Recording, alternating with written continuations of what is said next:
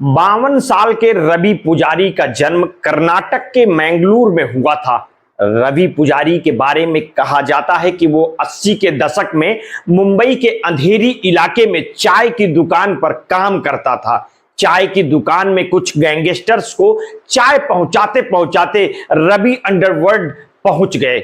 1993 से पहले रवि को छोटा राजन के शार्प शूटर के तौर पर जाना पहचाना जाता था। फिर उसने बैंकॉक से रंगदारी वसूलने के लिए अपना गिरोह बना लिया। साथ ही साथ रवि ने पश्चिमी अफ्रीकी देशों में रेस्टोरेंट चलाने का काम भी फैला दिया। जब रवि पुजारी को पकड़ा गया तब वो एंथनी फर्नांडीज के नाम से रह रहा था। उसने दावा किया था कि वो बुर्किना फासो का निवासी है।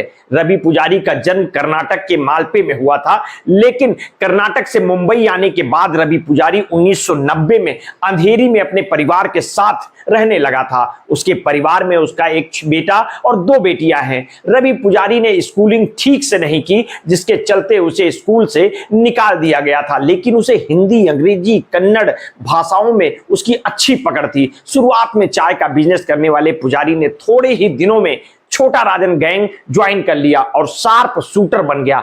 तकरीबन 15 साल तक फरार रहे रवि पुजारी पर उगाही के लिए धमकाने, हत्या सहित करीब 200 केस दर्ज हैं। कुछ सालों पहले तक अक्सर हम सुनते थे कि बॉलीवुड अभिनेताओं या किसी बड़े कारोबारी को किसी शख्स ने धमकी दी है। नाम सामने आता था रवि पुजारी। ये वही रवि पुजारी है जो कभी चाय बेचने का काम करता था, लेकिन कुछ गैंगस्टर से मुलाकात हुई और रवि पुजारी अपराध की दुनिया में आ गया। रवि चाहता था कि वो छोटा राजन के करीब आ जाए, पर रोहित वर्मा नाम का गैंगस्टर छोटा राजन का राइट हैंड हुआ करता था।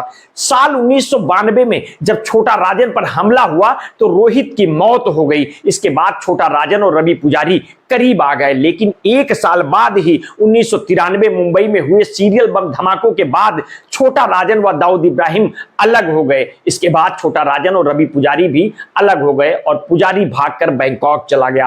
रवि पुजारी ने रंगदारी के अपने इस धंधे को टेक्नोलॉजी के जरिए साधे रखा। इसके लिए उसने इंटरनेट के जरिए कॉल करने की तकनीकी को इस्तेमाल किया। साल 2000 में एक बार फिर पुजारी का नाम सामने आया, जब उसने बॉलीवुड समेत कई बड़े कारोबारियों को टारगेट पर रखकर पैसे की वसूली शुरू की। कई लोगों ने डर कर पैसे दिए भी। रवि पुजारी ने कई बार सलमान खान, शाहरुख खान, रितेश देशमुख, अक्षय कुमार जैसे कई अभिनेताओं को भी धमकी देकर पैसे वसूलने की कोशिश की है। साल 1995 में बिल्डर प्रकाश कुकरेजा हत्याकांड, 2003 में बिल्डर सुरेश माधवा की हत्या की कोशिश, 2004 में एक पब बार पर हमले और 2005 में वकील माजिद मेनन की हत्या में भी रवि पुजारी का ही हाथ था। रवि पुजारी के बारे में हमेशा कहा गया कि वो खुद को मशहूर करने में सबसे आगे रहता था। मुंबई में कुछ भी करता, जिम्मेदारी सबसे पहले पुजारी ही ले लेता था। एजेंसियां मानती हैं कि बैंकॉक के बाद दुबई और फिर वहां से अफ्रीका के सेनेगल पहुंचे रवि पुजारी ने सारा बिजनेस अफ्रीका से ही संभाला है। साथ ही वो दुबई के बाद कुछ दिन ऑस्ट्रेलिया में भी रहा।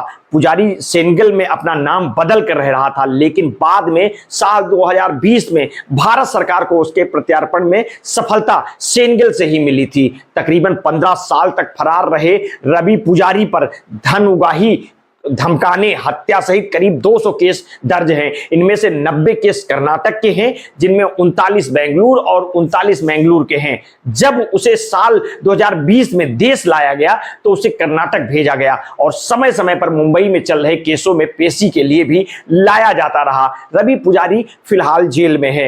एनबीटी की रिपोर्ट की माने तो करीब 20 साल से एजेंसियों की पकड़ से वो बाहर रहा कुख्यात गैंगस्टर रवि पुजारी को 2020 में रिसर्च एंड एनालिसिस विंग यानी रॉ और कर्नाटक पुलिस के अधिकारी भारत लेकर आए, जो कई दिनों तक उसकी कस्टडी के लिए दक्षिण अफ्रीका सेनेगल में डेरा डाले बैठे थे।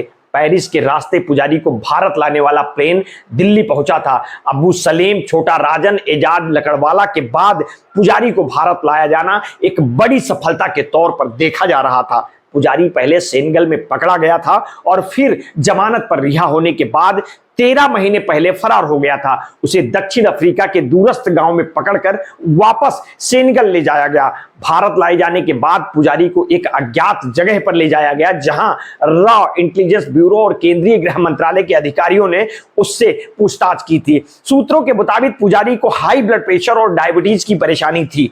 कर्नाटक के डीजी और आईजीपी प्रदीप सूद ने मीडिया को बताया था कि पुजारी को कर्नाटक पुलिस को सौंपने से पहले अस्पताल चेकअप के लिए ले जाया गया। इसके बाद शाम को बेंगलुरु ले जाया गया। कर्नाटक के गृह मंत्री बसवराज बोम्मई ने बताया था कि विदेश मंत्रालय ने पुजारी के रोटेशन के लिए कोऑर्डिनेट किया था। उन्होंने बताया था कि पुजारी को जल्द बेंगलुरु लाया गया। बीच में जो कानूनी अड़चनें थी उन्हें सुलझा लिया गया। सेनेगल ने भारत लाए जाने के दौरान पुजारी के साथ बेंगलुरु पुलिस के अधिकारी, joint commissioner of police Sandeep Patil और अतिरिक्त डीजीपी अमर कुमार पांडे मौजूद थे। उसके खिलाफ बॉलीवुड स्टार्स और कई नामचीन कारोबारियों को धन उगाही के लिए धमकाने, हत्या सहित करीब 200 केस दर्ज है। इनमें से 90 केस कर्नाटक के हैं, जिनमें से 39 मैंगलोर और 36 मैंगलोर के हैं। सबसे चर्चित मामला बिल्डर ओम प्रकाश कुकरेजा की हत्या और सांसद मजीद मेमन की हत्या की कोशिश का था।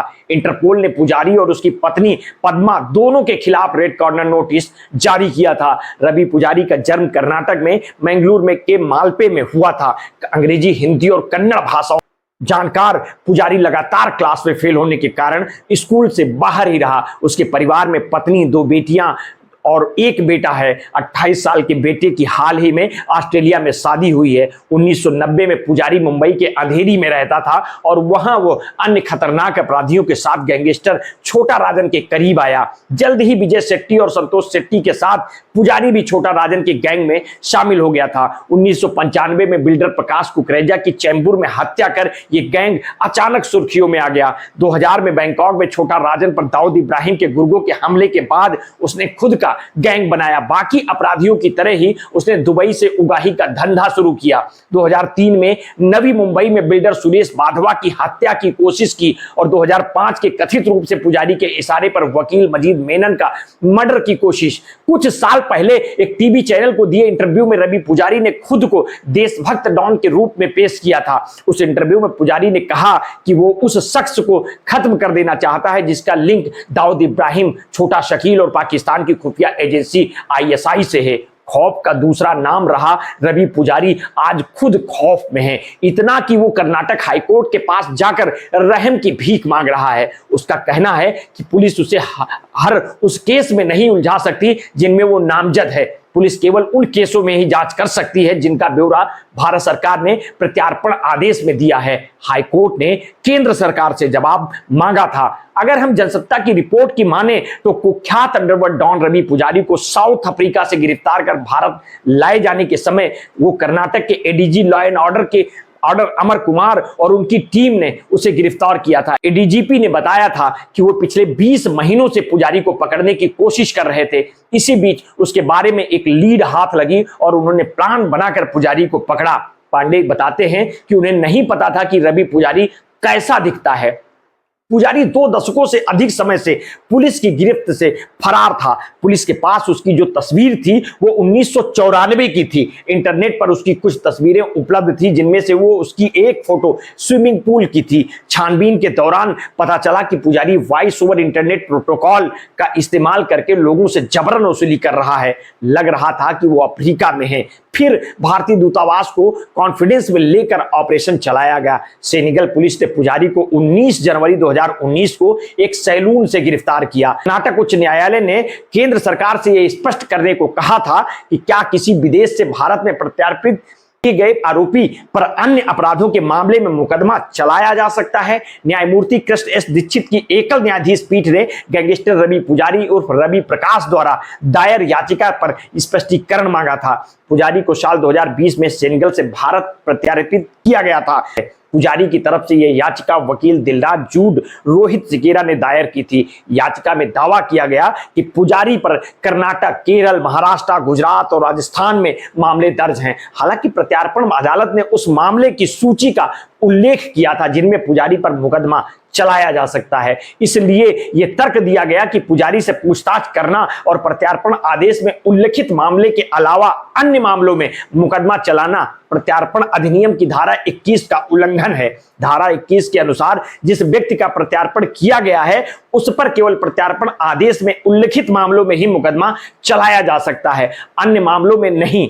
साथियों, मैं देश में नामी गैंगस्टरों का लेखा जोखा आपके बीच लगातार पहुंचा रहा हूं। हमारी कोशिश है कि समय समय पर आपको बड़े अपराधियों की हिस्ट्री आप तक पहुंचाता रहूं, पर इसके लिए आपको हमारा सहयोग करना होगा। कृपया समय समय पर हमारी वीडियो अपने हित मित्र शुभचिंतकों में शेयर कर दिया करिए। अपने स्वास्थ्य के प्रति सचेत रहिए, सजग रहिए, अपना ध्यान रखिए। बहुत बहुत धन्यवाद। साधुवाद।